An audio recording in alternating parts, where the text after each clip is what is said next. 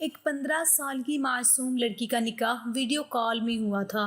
ज़ैनब इस शादी को लेकर नाखुश थी। ठीक है, वो अपनी माँ को अकेला छोड़कर दुबई नहीं जाना चाहती थी। वो बहुत खूबसूरत थी, हर कोई उसे देखता तो उसकी खूबसूरती का दीवाना हो जाता। लेकिन ज़ैनब को क्या पता था कि शादी के बाद उसके साथ क्या होने वाला था।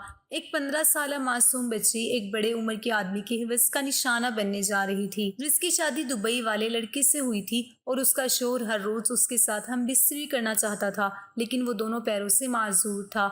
एक रात तो उसने हद ही कर दी। उसने तो व्हील चेयर से ही। मैंने अम्मा से कहा, अम्मा मुझे बहुत डर लग रहा है, मेरे साथ ऐसा ना करें। पता नहीं मेरे साथ क्या होने वाला था, जो इतनी घबराहट मेरे दिल में हो रही थी। मुझे इतनी दूर मत भेजो अम्मा, आपको खुदा का वास्ता है, अपने से दूर मत भेजो अम्मा, खुदा का वास्ता है आपको। अम्मा मैं खुद की जिम्मेदारी खुद उठा लूंगी, आप पर बोझ नहीं बनूंगी। आप कहीं तो मैं दूसरों के घरों में काम कर लूंगी, बर्तन धो लूंगी, उनके कपड़े धो लूंगी और मैं पैसा कमा लूंगी और खुद की जिम्मेदारी खुद उठा लूंगी। लेकिन प्लीज अम्मा, आप मुझे खुद से दूर ना करें, खुदा के लिए मुझ पर तरस खाएं। अम्मा मेरे साथ ऐसा मत करें। ज़ैनब हाथ जोड़कर अपनी माँ से कह रही थी। फिर माँ कहने लगी, निकाह कर दिया है, तुम्हारी शादी हो गई है और शादी के बाद दुल्हन अपने शोहर के साथ ही रुखसत होकर चली जाती है। तो अच्छा है कि तुम अपने शोहर के साथ रुखसत होकर चली जाओ। तुम बहुत खुशकिस्मत लड़की हो जो दुबई जा रही हो। अब तुम अपने शोहर की अमानत हो और तुम्हें उसके साथ जाना चाहिए। तुम्हारे नसीब अच्छे हैं, ये तुम्हें इतना अच्छा मौका मिला है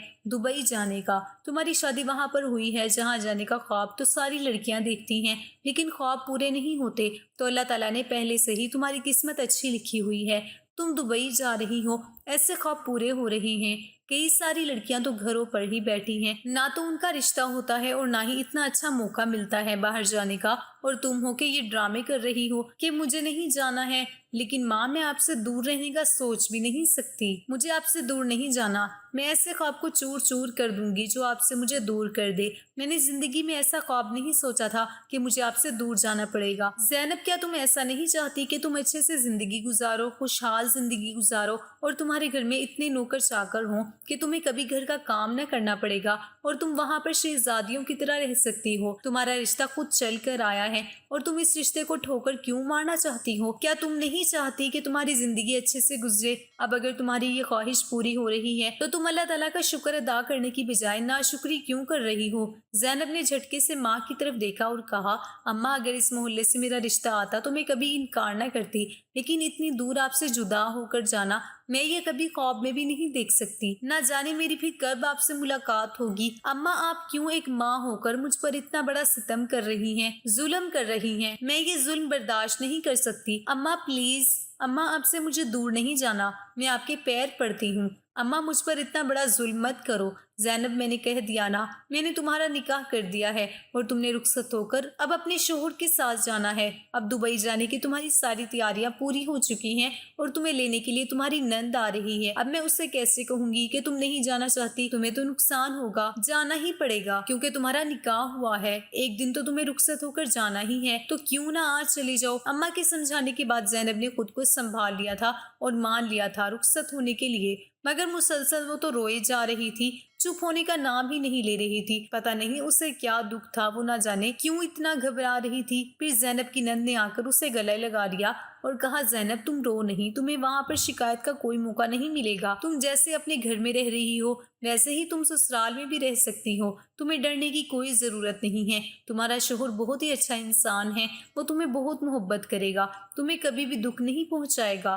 तुम्हारी हर ख्वाहिश पूरी करेगा, तुम्हें वो इतना प्यार देगा कि तुम हर दुख को भूल जाओगी। ज़ैनब अपनी नंद की बात सुनकर चुप हो गई थी और खामोशी के साथ एयरपोर्ट पहुंच गई थी। वो पहली बार हवाई जहाज का सफर कर रही थी, इसलिए तो इतना डर रही थी। बगैर घबराते हुए देखकर उसकी नंद बहुत ही खुश हो रही थी। अल्लाह अल्लाह करके ज़ैनब ने उस सफर को भी तय कर लिया था और फिर धड़कते दिल के साथ ज़ैनब ने उस जमीन पर कदम रखा था। न जाने आने वाले वक्त में उसके साथ क्या क्या होने वाला था।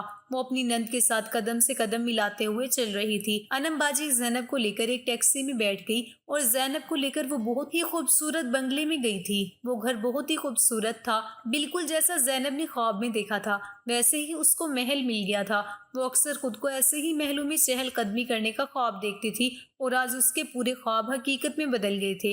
अनम बाजी ने ज़ैनब से पूछा कि तुम्हें घर कैसा लगा? तो ज़ैनब तभी होश की दुनिया में लौट आई और अनम बाजी से कहने लगी, बहुत ही अच्छा, बहुत खूबसूरत है आपका घर। जैनब पहली बार इतनी खुश हुई थी तो उसकी खुशी को देखकर बाजी भी मुतमईन हो गई थी और घर की मुलाजमीन से भी जैनब का तारुफ करवाया था। लेकिन जैनब सोच रही थी कि उसका शोहर कहाँ है और ये सोच सोचकर हैरान हो रही थी कि उसका शोहर कहीं भी नजर नहीं आ रहा। वो पहली बार उस घर में आई थी लेकिन उसका शोहर ही उसके इस्तकबाल के लिए नहीं आया था। जैनब को इस बात पर बहुत हैरानी हुई थी कि इस घर में मुलाजमीन के सिवा और कोई फर्द नजर नहीं आ रहा था। फिर अनम बाजी जैनब को उसके कमरे तक ले गई और रास्ते में ये बताते जा रही थी कि उनकी माँ का पिछले 2 साल पहले ही इंतकाल हुआ था और बाप बचपन में ही फौत हो गए थे और ये बहन भाई उन दोनों के अलावा और कोई भी रिश्तेदार इस दुनिया में मौजूद नहीं है। अब कुछ कुछ जैनब को सब कुछ समझ आ रहा था कि घर में नौकरों के अलावा मालिक क्यों नजर नहीं आ रहे हैं। कमरे का दरवाजा खोलते ही मेरी नजर कमरे में एक मौजूद शख्स पर पड़ी जो कि व्हील चेयर पर बैठा हुआ था। वो बैठा हुआ कोई किताब पढ़ रहा था, हमें देखकर नजरअंदाज कर रहा था। अनम बाजी उसे देखकर घबरा गई थी और जैनब ने भी अपनी नजरें झुका ली थी।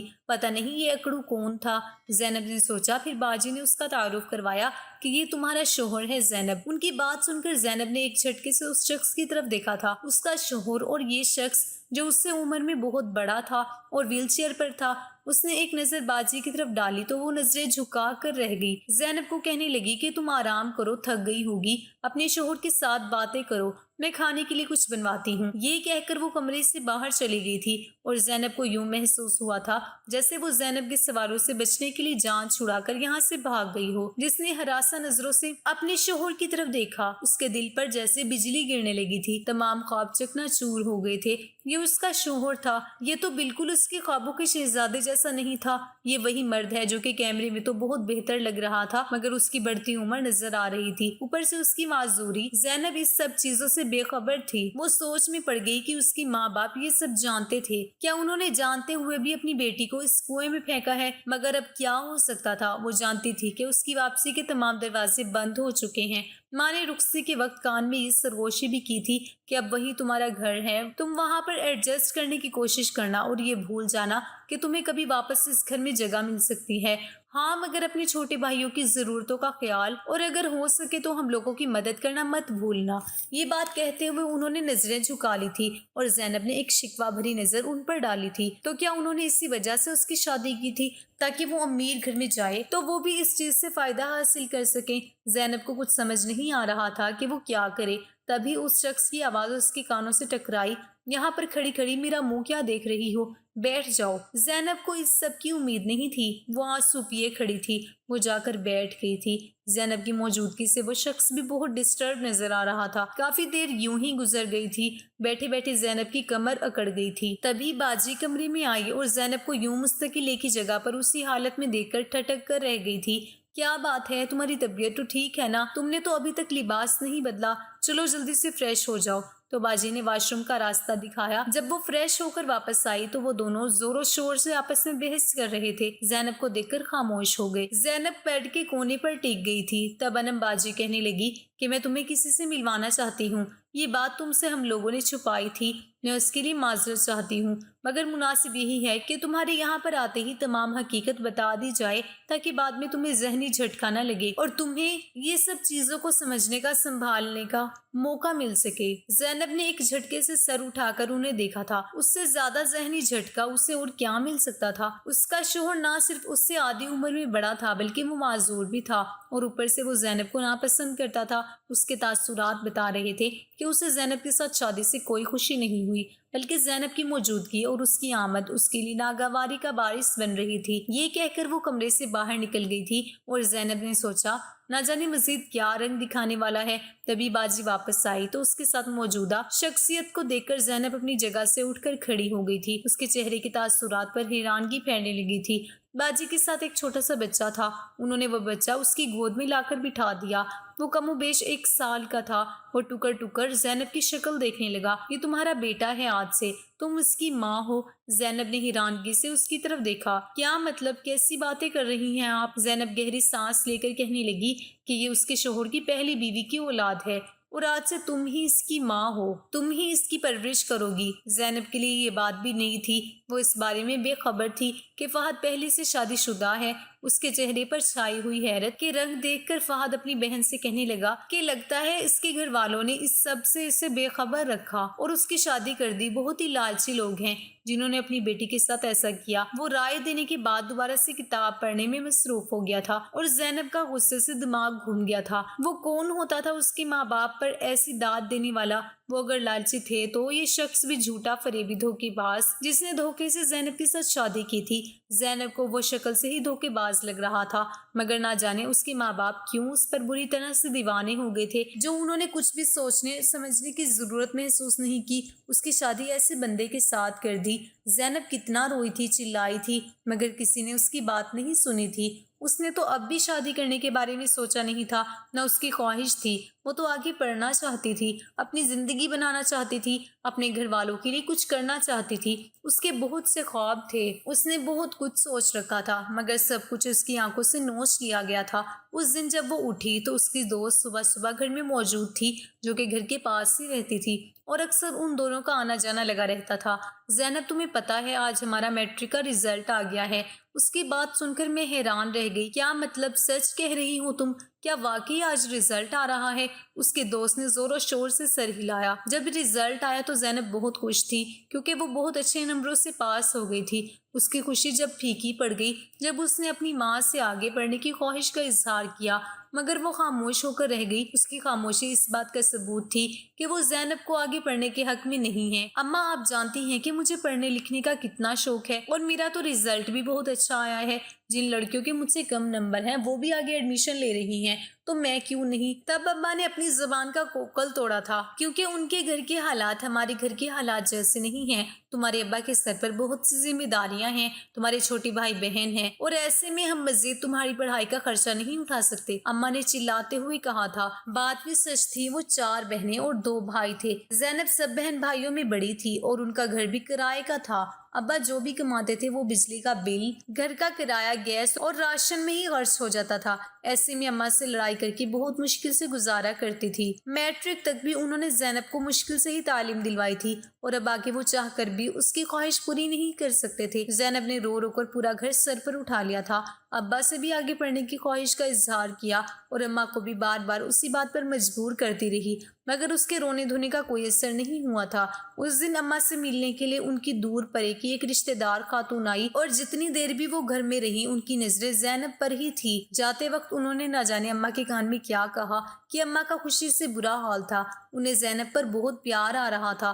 آتے جاتے وہ زینب کی بلائیں لے رہی تھی اور زینب حیران تھی کہ آخر اماں کو اس پر اس قدر پیار کیوں آ رہا ہے، کیونکہ آج کل گھر میں اس قدر تنگی تھی کہ اماں ہر وقت پریشان اور گھبرائی ہوئی رہتی تھی کہ وہ اس مہنگائی کے زمانے میں کیسے گزارا کرے۔ پھر کچھ دنوں کے بعد زینب کو معلوم ہوا کہ اس کا رشتہ جس جگہ سے آیا ہے وہ لڑکا دبئی میں تھا۔ اس کی بہن یہاں پر اس کے لیے رشتہ ڈھونڈ رہی تھی۔ تبھی اس خاتون نے انم باجی کو زینب کے بارے میں بتایا۔ باجی ان کے سسرالی رشتہ دار تھی۔ جب وہ زینب کو دیکھنے کے لیے آئی تو انہیں بھی زینب بے حد پسند آئی تھی۔ انہوں نے باجی کو رشتے کے لیے ہاں کر دی تھی اور ویڈیو کال پر ہی زینب کا نکاح ہوا تھا۔ نکاح والے دن بھی باجی اس کے لیے بہت سے تحفے لے کر آئی تھی۔ اس کے نکاح کا جوڑا بھی بہت قیمتی تھا اور نکاح والے دن بھی وہ اس کے لیے سونے کا سیٹ لے کر آئی تھی، جسے دیکھ کر زینب کو کوئی خاص خوشی نہ ہوئی، مگر اس کی اماں خوشی سے کھل اٹھی، کہنے لگی تم بہت خوش نصیب ہو، اتنے امیر لوگوں میں جا رہی ہو جنہوں نے ابھی سے ہی تمہیں سونے میں تول دیا ہے، وہ آگے بھی تمہاری کوئی خواہش ادھوری نہیں رہنے دیں گے۔ مگر زینب کو ڈر تھا کہ نہ جانے وہ اجنبی شخص اس کے ساتھ کیا سلوک کرے گا۔ وہ شکل سے ہی دھوکے باز لگ رہا تھا اور اب زینب کو معلوم ہوا تھا کہ کسی شرط کی بنیاد نہیں تھا، کیونکہ ان لوگوں نے واقعی میں اسے دھوکہ دیا تھا۔ نہ صرف وہ معذور تھا بلکہ وہ پہلے سے ہی شادی شدہ بھی تھا۔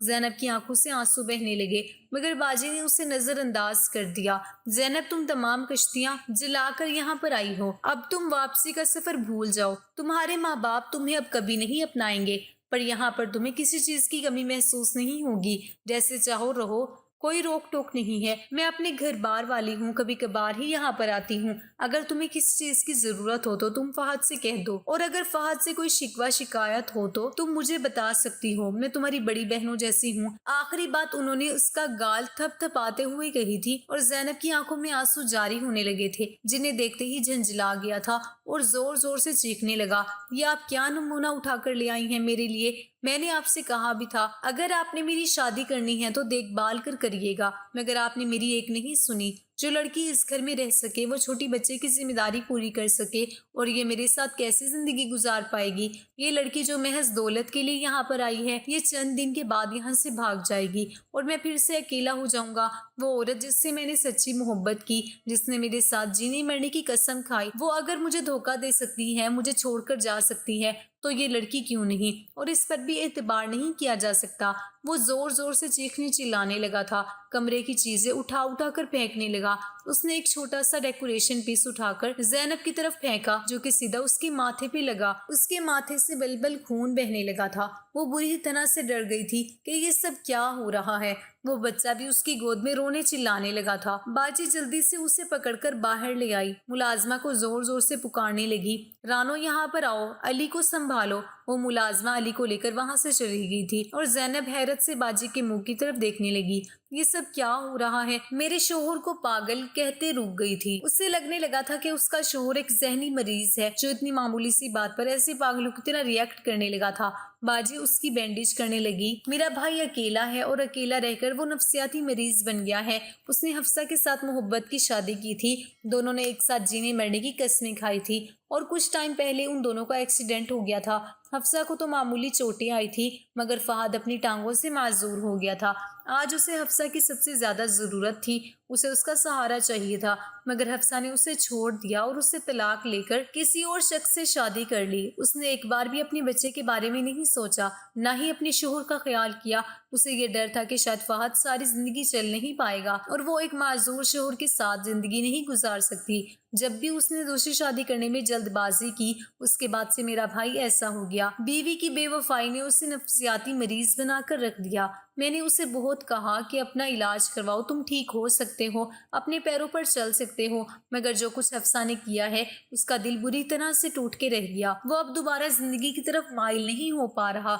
मेरे लाख कहने के बावजूद भी वो मेरी बात को नहीं मान रहा। ये कहते हुए बाजी ने अपने आंसू पोंछे। उसने ये शादी मेरी वजह से की। मैंने उसे मजबूर किया कि तुम्हें अगर बीवी की जरूरत नहीं तो ना सही, मगर अली को एक माँ की जरूरत है जो उसका ख्याल रखे। मुलाजमा जितना भी ख्याल रखे, एक माँ की तरह ख्याल नहीं रख सकती। और तुम्हें देखते ही मैंने पहली नजर में पहचान लिया था कि तुम बहुत अच्छी लड़की हो। तुम ना सिर्फ मेरे भाई को वापस जिंदगी की तरफ ला सकती हो, बल्कि अली को भी माँ का प्यार दे सकती हो। तुम मुझसे वादा करो कि तुम मेरे भाई के दिल में अपने लिए मोहब्बत पैदा करोगी और उसे दोबारा जिंदगी की तरफ वापस लेकर आओगी। बाजी ने मेरे हाथ को दोनों हाथों में थाम लिया था और मैं बेयकीनी से उन्हें देख रही थी। मैं कहना चाहती थी कि मैं एक जीती जाती इंसान हूँ, मेरे भी जज्बात हैं, एहसासात हैं। आपने सिर्फ अपनी भाई का सोचा, एक बार भी मेरा ख्याल नहीं किया कि मेरे भी कुछ ख्वाब हैं, मैंने भी जिंदगी के हवाले से कुछ सोच रखा होगा। आपने अपने भाई की मोहब्बत में मेरी जिंदगी खराब कर दी, मगर वो अपनी जरूरत की वजह से लाख जानने के बावजूद भी ये कहना पाई थी। मैं बोली तो बस इतना ही, मैं अपनी पूरी कोशिश करूंगी।